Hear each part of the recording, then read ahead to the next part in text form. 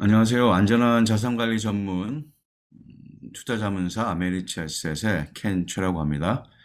2023년 2월 27일 주간 경제 동향을 시작하도록 하겠습니다.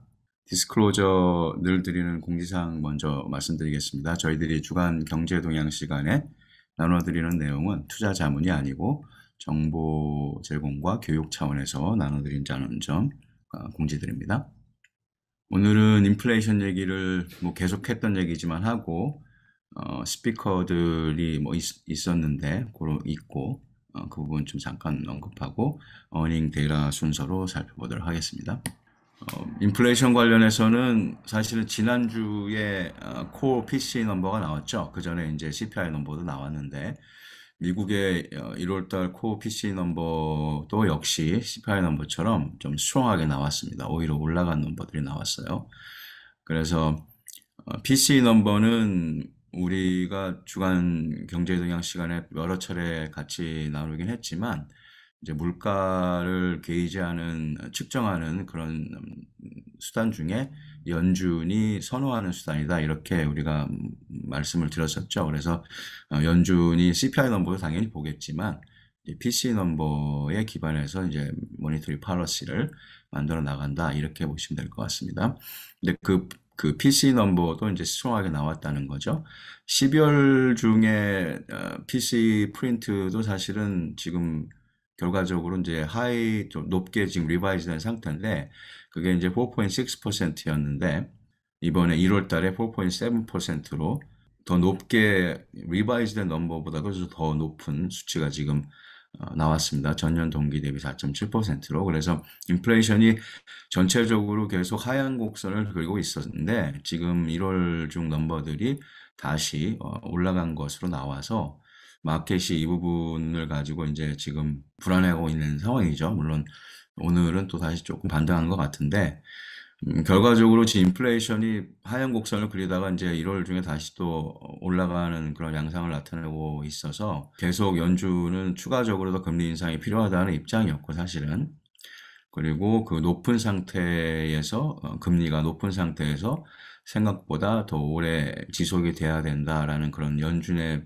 관점을 지금 최근에 물가 관련 지표들이 사실은 서포트하고 있다 이렇게 볼 수가 있을 것 같아요.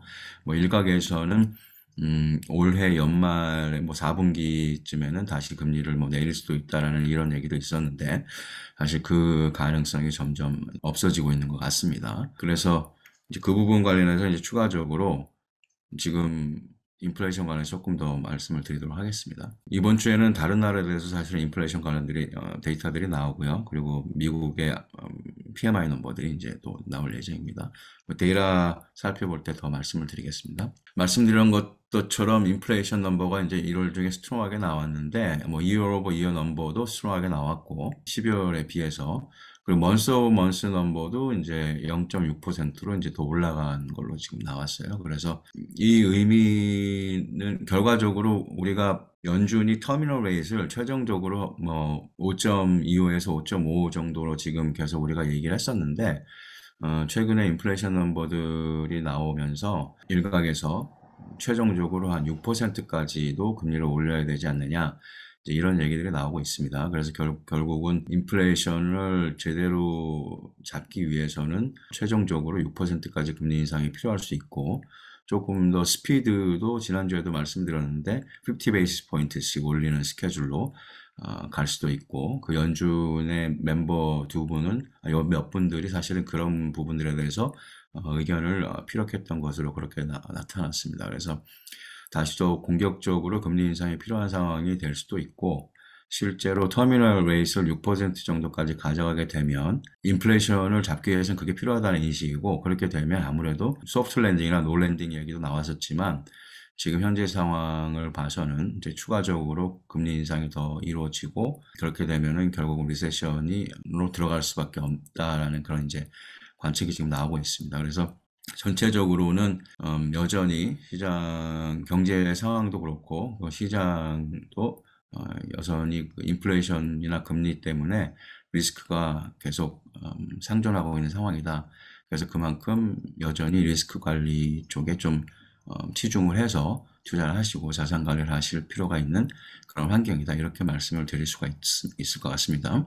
이번 주에 인플레이션 관련 데이터가 이제 다른 나라들에서 이제 추가적으로 나올 예정이고요. 오스트레일리아하고 유럽 쪽하고 일본의 이제 도쿄 CPI 넘버도 예정이 돼 있고, 다른 나라 쪽 지금 CPI 넘버, 인플레이션 넘버들은 전달에 비해서 year over year 넘버들은 사실은 계속 하향 추세를 지금 그리고 있었는데 조금씩 계속 하향 추세를 나타낼 것으로 일단은 예상은 되고 있습니다. 이제 봐야겠죠. 이제 뚜껑은 열어봐야 되지만 다른 나라 인플레이션들은 계속 하향 추세를 보일 것 같고, 단지 이제 미국 인플레이션이 다시 지금 올라가는 템포러리한 그런 현상일 수도 있겠지만 다시 올라간 넘버들이 나오긴 했는데, 지금 다른 나라들은 계속 하향 곡선을 그릴 것으로 지금 예상이 되고 있습니다. 스피커들이 뭐 특별히 이제 웬세이에 뱅크 오브 잉글랜드 가버너 베일리가 스피치가 예정이 되어 있고요. 지금 마르치에 뭐 다른 이제 다른 연준을 비롯해서 여러 중앙은행들이 이제 미팅이 있는데, 영국 같은 경우는 지금 현재 한 25에서 50 베이스 포인트 지금 인상할 것으로 예상은 되고 있습니다. 추가적으로 영국에서도 인플레이션 데이터가 그 미팅 전에 3월 말이기 때문에 영국 중앙은행 같은 경우는 미팅이 그 전에 추가적인 인플레이션 데이터가 이제 나올 예정이고, 그거에 따라서 아마도 뭐 영국 중앙은행도 금리 인상 폭을 결정을 하게 될 것으로 보입니다.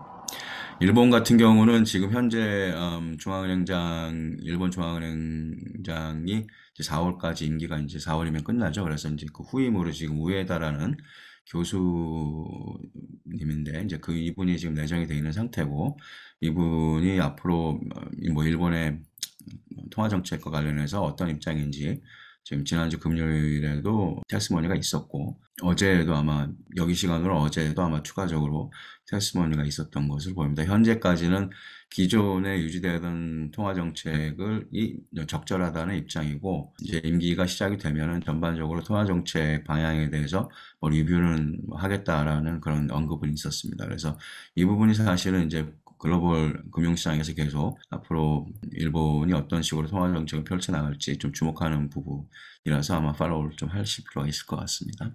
데이터하고 어닝 시즌 관련해서는 이제 거의 어닝 시즌이 뭐 거의 끝나가고 있다고 볼 수가 있는데, 이번 주 사실은 데이터 일선에서는 좀 많이 바쁜 한 주간이다, 이렇게 말씀드릴 수 있을 것 같아요. 특별히 어닝 사이드에서는 지난주에도 있었지만은 대형 리테일러들이 이제 실적 발표하고 이제 가이던스 발표가 있는데, 이번 주에 이제 타겟, 메이시스, 달러 트리 등이 있고, 리테일러들은 아니지만 이제 AMC, 니오, 리비안, 베스트바이가 이제 실적 발표가 이제 예정이 되어 있습니다.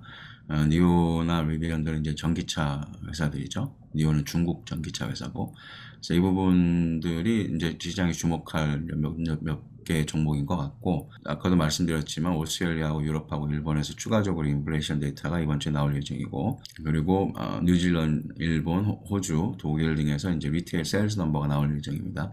글로벌 이코노미의 현 주소를 이제 볼 수 있는 넘버 중에 하나이기 때문에 당연히 투자자들이 좀 주목해서 볼 것 같고, 미국에서는 이번 주에 PMI 넘버가 예정이 되어 있습니다. 중국도 PMI 넘버가 예정이 되어 있고, 그리고 듀러블 굿 넘버도 지금 예정이 되어 있습니다. 그래서 데이터 일선에서는 리테일 넘버들하고 PMI 넘버들하고 가 사실은 가장 중요한 넘버일 것 같고, 지금 현재 경기의 흐름을 여러 번 뭐 반복해서 우리가 본 부분이지만 리테일 넘버하고 PMI 넘버가 사실은 시사하는 바가 있기 때문에 이 부분 시장이 주목해서 볼 그런 데이터다라고 말씀을 드릴 수 있을 것 같습니다.